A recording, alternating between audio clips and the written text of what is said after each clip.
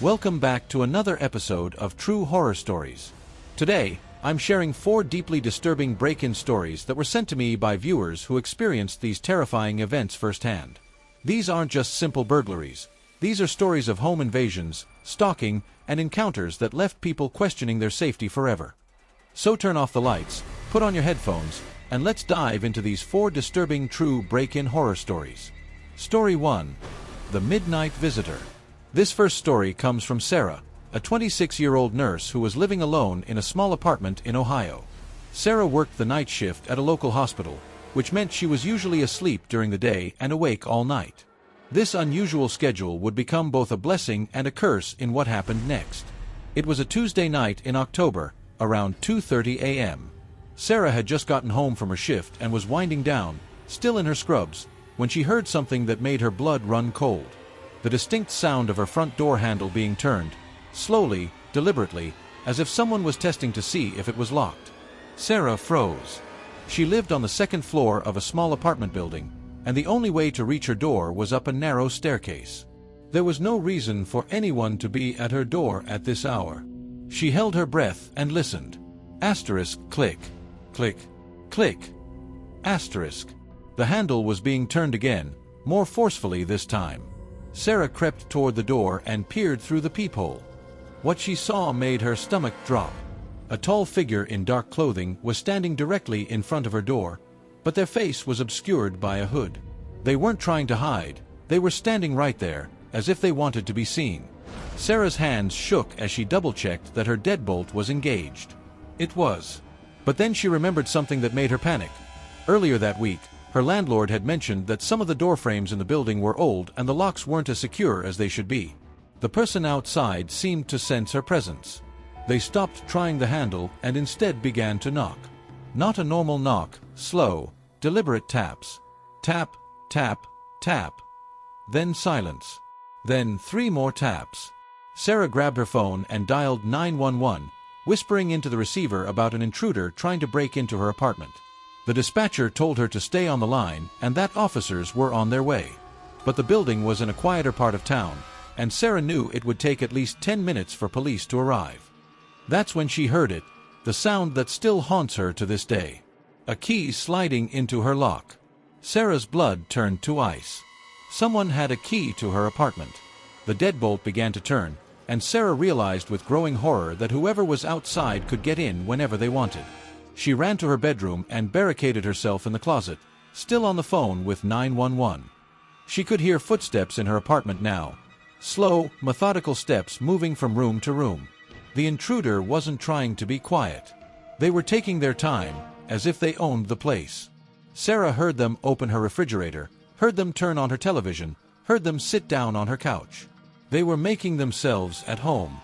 For 25 minutes, Sarah listened as this person moved around her apartment. They went through her kitchen cabinets, opened her bathroom medicine cabinet, and even turned on her bedroom light, the bedroom where Sarah was hiding just feet away in the closet. When the police finally arrived, they found the apartment empty. The intruder had left through the same door they came in, locking it behind them. But they had left something behind. Sarah's work schedule, which she kept posted on her refrigerator, was now laying on her coffee table with certain shifts circled in red ink. The most chilling part? When Sarah checked with her landlord the next day, he told her that only 2 keys existed for her apartment, hers and his. His key was still hanging in his office where it always was. So how did someone else have a key? Sarah moved out that same week. She never found out who had been in her apartment that night, or how they got that key. But sometimes, even now, she gets the feeling that someone is watching her, waiting for the right moment to pay another midnight visit. Story 2. The Family Hunting Trip. This second story comes from Michael, a father of 2 who lived in a suburban neighborhood in Colorado. Michael's story began not with a break-in, but with a series of small, strange incidents that he initially dismissed as coincidences. It started in late November. Michael's wife Jennifer was visiting her sister in California for 2 weeks, leaving Michael alone with their 8-year-old twins, Emma and Jake. The first sign that something was wrong came on a Wednesday evening when Michael was putting the kids to bed. "Dad, who was that man in our backyard today?" Emma asked as Michael tucked her in. "What man, sweetheart?" Michael replied, thinking she might have seen a neighbor or a delivery person. The man who was watching our house. He was standing by the big tree, just looking at our windows. Michael's protective instincts kicked in, but he tried to stay calm. What did he look like? He was tall and wearing a dark coat. When I waved at him from my window, he didn't wave back. He just kept staring.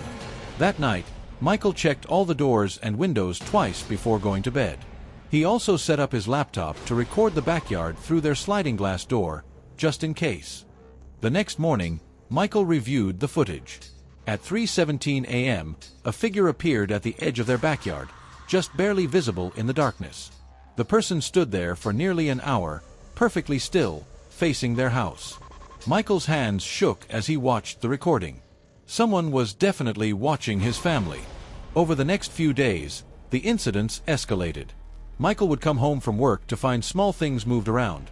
A chair pulled out from the kitchen table, a window that he was sure he'd closed now cracked open, his mail scattered on the ground near the mailbox instead of neatly placed inside.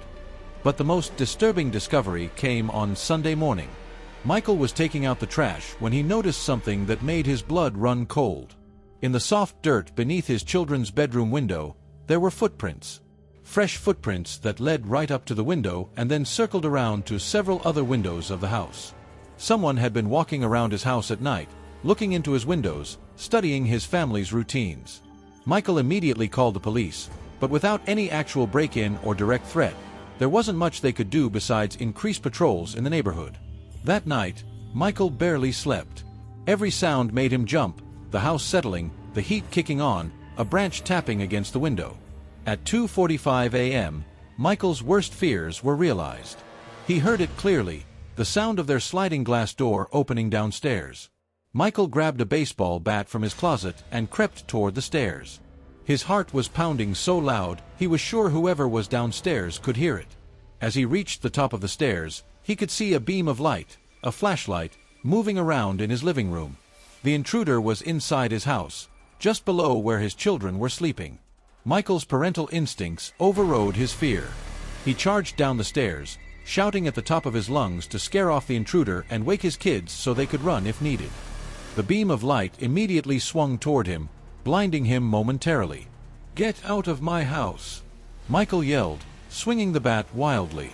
But instead of running, the intruder did something that still gives Michael nightmares. They laughed. A low, cold laugh that seemed to echo through the entire house. "I know everything about your family, Michael," a calm male voice said from the darkness. "I know what time your kids go to school. I know Jennifer is in California until Thursday. I know you leave for work every day at 7:30 a.m. I've been studying you." Michael lunged toward the voice, but the intruder was already moving. They seemed to know the layout of Michael's house perfectly, navigating in the darkness while Michael stumbled over furniture. By the time Michael reached the sliding door, the intruder was gone, disappeared into the night like a ghost. But they had left something behind, a manila folder on Michael's kitchen table containing photos. Photos of his family taken from outside their house. Photos of his children walking to school. Photos of Michael leaving for work. Photos of Jennifer before she left for California. Someone had been watching and documenting his family for weeks, maybe months. The police found no fingerprints, no DNA, no trace of who had been stalking Michael's family. The sliding door lock had been picked by someone who clearly knew what they were doing. Michael installed a security system the next day, but the damage was done. His family no longer felt safe in their own home. The most disturbing part of Michael's story is that whoever was stalking them seemed to disappear after that night, as if the break-in had been some kind of final test or message. Michael still doesn't know who was watching his family, or why they targeted them specifically. But sometimes, late at night, Michael still checks that manila folder, wondering if someone out there still has those photos, still knows everything about his family's daily routines. Story 3. The Collector. This third story comes from Rachel, a 22-year-old college student who was house-sitting for her professor during winter break. The house was a beautiful Victorian home in a quiet neighborhood near campus, and Rachel was grateful for the chance to stay somewhere nicer than her usual dorm room. Professor Williams had been very specific about the house rules. Don't go in the basement, water the plants twice a week, and always lock the front door, even when just stepping outside briefly. Rachel thought these were reasonable requests and was happy to comply. Everything was fine for the first week. Rachel enjoyed having the large house to herself, caught up on her studies, and even invited a few friends over for dinner. But on Thursday night, something happened that made Rachel question everything about the house she was staying in. She was in the living room watching Netflix when she heard a sound that seemed to come from inside the walls, a faint tapping, like someone gently knocking from within the house itself. Rachel muted the TV and listened carefully. The tapping came again, rhythmic and deliberate, seeming to move from the living room wall to the kitchen wall. Rachel's first thought was that it might be pipes or the heating system, but the sound was too organized, too purposeful. It sounded like someone was trying to communicate. Over the next hour, the tapping continued intermittently, always seeming to follow Rachel from room to room. When she went upstairs to her bedroom, the tapping would come from the upstairs walls. When she went back downstairs, it would resume in the lower level. That night, Rachel barely slept. Every time she was about to drift off, the tapping would start again, always sounding like it was coming from just behind her headboard. The next morning, Rachel decided to investigate. She walked around the entire house, examining the walls, trying to figure out where the sound might be coming from. That's when she noticed something strange about the basement door. Professor Williams had told her not to go down there, but Rachel could see that the door frame looked newer than the rest of the house, as if it had been recently reinforced. There were also scratches around the door handle, like someone had been trying to claw their way out. Rachel's curiosity got the better of her. She tried the basement door and found it was locked, but as she examined the lock more closely, she noticed something that made her stomach turn. There were what looked like fingernail marks in the wood around the lock, as if someone had been desperately trying to open it from the inside. That evening, the tapping returned, but this time it was more urgent, more frantic. Rachel realized with growing horror that the sound wasn't coming from pipes or the heating system. Someone was trapped in the walls of the house, and they were trying to get her attention. Rachel called Professor Williams, but his phone went straight to voicemail. She tried texting him, but got no response. The tapping was getting louder now, more desperate, and Rachel could swear she heard a faint voice calling for help. At midnight, Rachel made a decision that probably saved her life. She packed all her belongings and left the house, driving straight to a 24-hour diner where she called the police. When officers arrived at the house, they found that the basement door had been secured with multiple deadbolts from the outside. Inside the basement, they discovered something that turned Rachel's house-sitting job into a criminal investigation. The basement had been converted into a makeshift prison cell, complete with a bed, a bucket, and shelves lined with personal items, jewelry, clothing, photographs, driver's licenses, all belonging to different women. On one wall, there were dozens of photographs of young women, all college-aged, all with their faces circled in red marker. Rachel's photo was among them. The police found evidence that Professor Williams had been kidnapping and holding women in his basement for years. The tapping Rachel had heard was coming from a ventilation system that connected to a hidden room behind the basement walls, a room where Williams kept his collection. But here's the most chilling part of Rachel's story. When police searched that hidden room, they found it empty except for a fresh sleeping bag and recently eaten food. Someone had been living in the walls of the house the entire time Rachel was staying there, watching her, waiting for the right moment to add her to the collection. Professor Williams was never found. His car was discovered abandoned at the airport, but he had disappeared completely. Rachel learned later that she wasn't the first house-sitter he had hired. 2 other young women had stayed in that house over the past year, and both had disappeared without a trace. Rachel still wonders if Professor Williams is out there somewhere, setting up another house, another basement, looking for another young woman to add to his collection. And sometimes, late at night, she still hears that tapping sound and wonders if someone else is trapped in a wall somewhere, desperately trying to get someone's attention. Story 4. The Wrong Address. This final story comes from David, a 35-year-old software engineer who had just moved into a new apartment in Portland, Oregon. David had been looking forward to living alone after years of having roommates, but his dream of peaceful solitude would quickly turn into a waking nightmare. David's building was an older converted warehouse in an industrial part of the city. The apartments were spacious and affordable, which is why David chose the place despite its somewhat isolated location. His unit was on the 3rd floor, and there were only 2 other apartments on his level. The first sign that something was wrong came just 3 days after David moved in. He was unpacking boxes in his living room when he heard someone trying to unlock his front door. David froze, listening as someone struggled with a key in his lock, trying to force it to turn. "Hello," David called out, approaching the door cautiously. The struggling with the key stopped immediately, followed by the sound of footsteps running down the hallway. David opened his door and looked out, but whoever had been there was already gone. He figured it was probably just a neighbor who had gotten confused about which apartment was theirs. It was an honest mistake in a building where all the doors looked identical. But the next night, it happened again. Same time, around 11 p.m., someone trying to unlock David's door with a key that didn't fit. This time, David was ready. He crept to the door silently and looked through the peephole. What he saw made his blood run cold. A middle-aged man in a work uniform was standing at his door, methodically trying different keys from a large keyring. The man wasn't panicking or acting confused like someone who had made an innocent mistake. He was calm, focused, working through his keys one by one as if he had every right to be there. David watched in horror as the man pulled out what looked like lockpicking tools and began working on David's deadbolt. This wasn't a confused neighbor. This was someone trying to break into his apartment. David called 911, but by the time police arrived, the man was gone. The officers took a report and suggested David install additional security measures, but there wasn't much else they could do. Over the next week, the attempted break-ins became a nightly occurrence.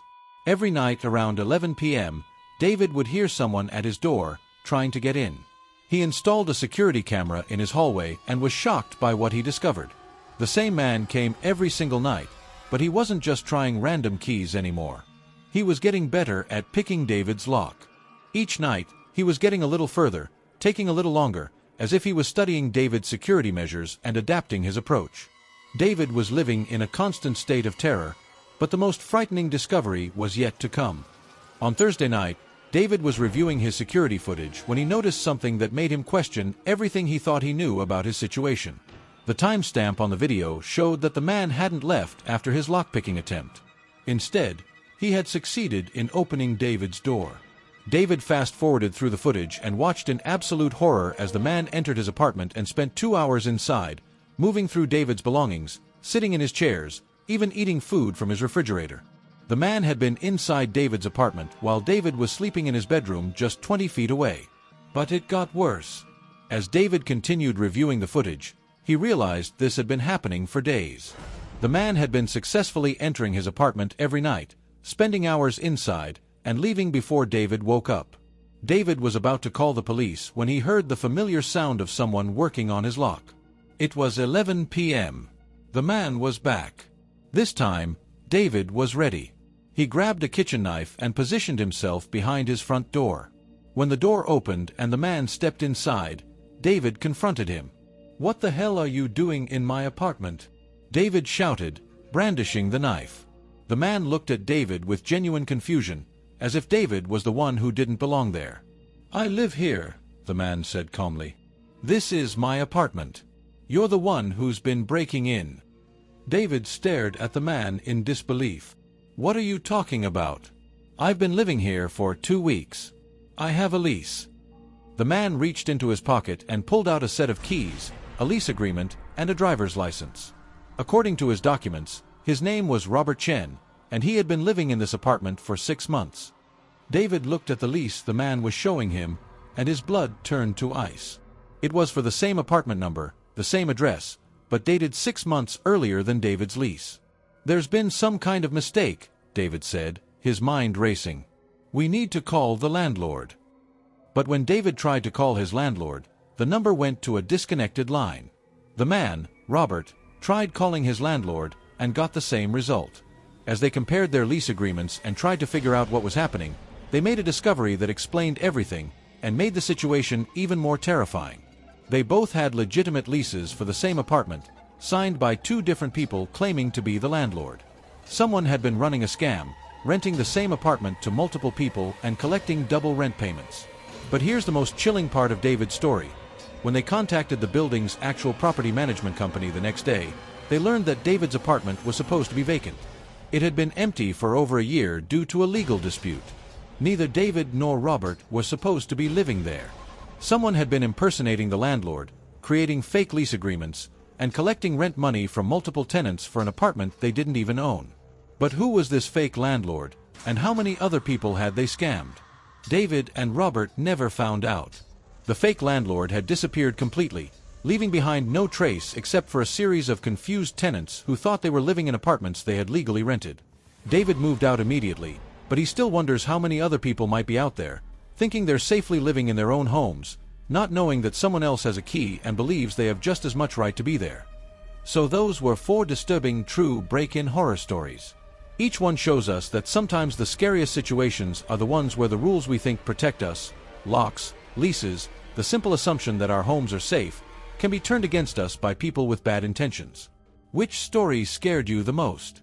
Was it Sarah's midnight visitor with a mysterious key, Michael's family stalker who knew everything about their routine, Rachel's discovery of the collector's basement prison, or David's confusing encounter with a man who thought he lived in David's apartment?